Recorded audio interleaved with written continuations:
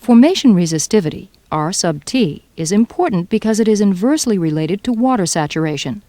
For example, in the uninvaded zone, all other things remaining equal, as the electrical resistivity of the formation decreases, the water saturation increases. Consequently, from changes in resistivity measurements, we can determine changes in water saturation, and therefore changes in hydrocarbon saturation. In electrical logging, several factors control the measured electrical response. They are water saturation, salinity, porosity, and pore interconnections, sometimes referred to as tortuosity.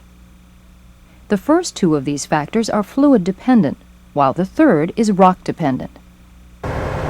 Before looking at electrical logging techniques, let's examine how these factors influence our measurements. Starting off our simple experiment with a sample of distilled water, we pass a constant electrical current from here to here and measure the voltage difference caused by the current flow between here and here. As the salinity of the sample is changed, you can observe a change in the voltage reading.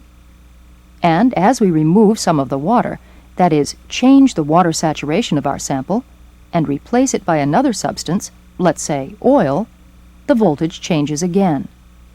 Next, if we soak a sponge in our original distilled water sample to simulate a porous formation, and again pass an electrical current through the electrodes, we obtain a different voltage reading as compared to the ideal high porosity case. That is, no formation and only fluid. The summation of our results reveals that as salinity increases, current flows between the current electrodes, and there is a potential or voltage drop measured.